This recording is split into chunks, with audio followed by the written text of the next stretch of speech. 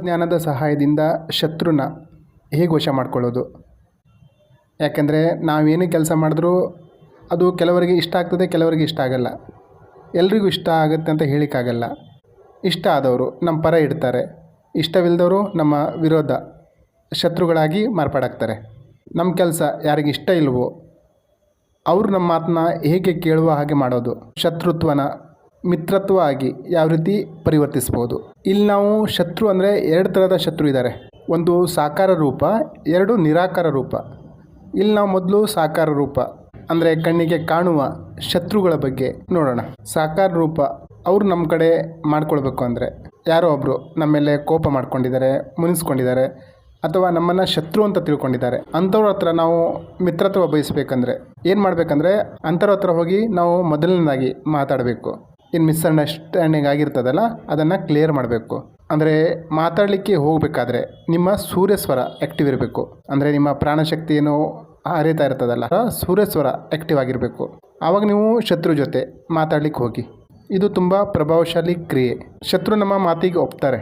ಮುಂದಿನ ದಿನಗಳಲ್ಲಿ ಅವರು ನಮ್ಮ ಮಿತ್ರತ್ವ ಬೆಳೆಸುವ ವಿಚಾರ ಮಾಡ್ತಾರೆ. ಇನ್ನು ಗಮನದಲ್ಲಿ ಇಟ್ಕೊಳ್ಬೇಕಾದಂಥ ವಿಷಯ ಏನಂದರೆ, ಹೋಗಿದ ತಕ್ಷಣ ಕೆಲಸ ಸಕ್ಸಸ್ ಆಯಿತು ಅಂದರೆ ಅಹಂಕಾರ ಪಡಬಾರ್ದು. ಧನ್ಯವಾದ ಅರ್ಪಿಸಬೇಕು, ಸ್ವಾಗತಿಸಬೇಕು.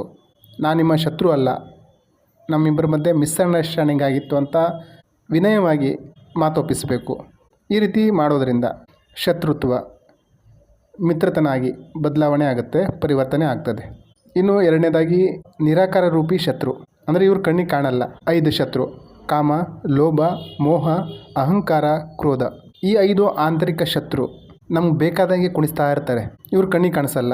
ಆದರೆ ದೊಡ್ಡ ಶತ್ರು ಇವರೇ. ನಿಮ್ಮಲ್ಲಿರುವ ಕಾಮನ ಗೆದ್ದಾಗ ಎಲ್ಲರೂ ನಿಮ್ಮನ್ನು ಪ್ರೇಮ ಕೊಡ್ತಾರೆ, ಪ್ರೀತಿ ಕೊಡ್ತಾರೆ. ಅದೇ ರೀತಿ ಮೋಹ ಇಲ್ಲದಿದ್ದಾಗ, ಅಂದರೆ ಏನೋ ಸಹಾಯ ಕೇಳಿದ್ರು ನಾವು ಮಾಡಿದ್ವಿ, ನಮ್ಗೆ ಅವಶ್ಯಕತೆ ಇತ್ತು ಆದರೂ ನಾವು ಬೇರೆಯವ್ರಿಗೆ ಮಾಡಿದ್ವಿ, ಮೊದಲು ಆದ್ಯತೆ ಅವ್ರಿಗೆ ಕೊಟ್ವಿ. ಈ ರೀತಿ ಮಾಡಿದಾಗ ನಮ್ಮಲ್ಲಿ ಮಿತ್ರತ್ವ ಜಾಸ್ತಿ ಆಗ್ತದೆ. ನಿಮಗೊಂದು ವಸ್ತುವಿನ ಅವಶ್ಯಕತೆ ಇದೆ ಆದರೂ ಬೇರೆಯವ್ರಿಗೆ ಕೇಳಿದಾಗ ಅವ್ರಿಗೆ ಅವಕಾಶ ಮಾಡಿಕೊಟ್ರಿ. ಈ ರೀತಿ ನಿಮ್ಮಲ್ಲಿರುವ ಲೋಭ ಎನ್ನುವ ಶತ್ರುನ ನೀವು ಗೆದ್ದ ಹಾಗೆ. ಈ ರೀತಿ ಮಾಡಿದಾಗ ಎದುರಿಗಿನವರು ನಿಮ್ಮ ಮಿತ್ರತ್ವ ಬಯಸೋದು ಪಕ್ಕ. ಯಾಕೆಂದರೆ ನೀವು ನಿಮ್ಮ ಕೆಲಸ ಬಿಟ್ಟು ಬೇರೆಯವರಿಗೆ ಸಹಾಯ ಮಾಡಿದ್ದೀರಾ. ಇನ್ನು ಅಹಂಕಾರ. ನಮ್ಮ ಹತ್ರ ಎಷ್ಟೇ ಹಣ, ಸಂಪತ್ತು, ಜಮೀನು, ಎಜುಕೇಟೆಡ್ ಮಕ್ಕಳು ಎಲ್ಲ ಇದ್ದರೂ ಅಹಂಕಾರ ಪಟ್ಟಿಲ್ಲ ಅಂದರೆ ಏನೇನಿದೆಯೋ ಓಕೆ, ಆದರೆ ಅದು ತೋರಿಸ್ಕೊಳ್ಳಿಕ್ಕಲ್ಲ ಅನ್ನೋದೊಂದು ಅರಿವು ನಿಮಗಿದ್ದರೆ ನಿಮಗೆ ಇಷ್ಟಪಡೋರು ತುಂಬ ಜನ ಸಿಗ್ತಾರೆ.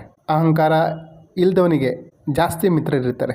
ಇನ್ನು ಕೋಪ ಅನ್ನೋ ಶತ್ರು. ಇವನು ಕಾಮ ಜೊತೆನೂ ಇರ್ತಾನೆ, ಮೋಹ ಜೊತೆ ಇರ್ತಾನೆ, ಅಹಂಕಾರ ಜೊತೆ ಇರ್ತಾನೆ, ಲೋಭ ಜೊತೆನೂ ಇರ್ತಾನೆ. ಈ 4 ಶತ್ರು ಯಾವಾಗ ನಷ್ಟ ಆಗ್ತಾರೋ, ಇಲ್ಲವಾಗ್ತಾರೋ ಆವಾಗ ಕ್ರೋಧ ಅನ್ನೋ ಶತ್ರು ಆಟೋಮೆಟಿಕ್ಕಾಗಿ ನಾಶ ಆಗ್ತಾನೆ. ಯಾಕೆಂದರೆ ನಿಮಗೆ ಲೋಭನೇ ಇಲ್ಲ ಅಂದರೆ ಕೋಪ ಇಲ್ಲಿಂದ ಬರ್ತದೆ. ಈ ರೀತಿ ನಿಮ್ಮ ನಿರಾಕಾರ ಶತ್ರುನ ನೀವು ವಶ ಮಾಡಿಕೊಳ್ಬೋದು. ಈ ಶತ್ರುನ ವಶ ಮಾಡಿಕೊಂಡಾಗ ಇಡೀ ಸಂಸಾರ ನಿಮ್ಮ ವಶ ಆಗ್ತದೆ. ಎಲ್ಲ ಪ್ರಾಣಿ ಪಕ್ಷಿಗಳು ನಿಮ್ಮನ್ನು ಇಷ್ಟಪಡ್ತವೆ.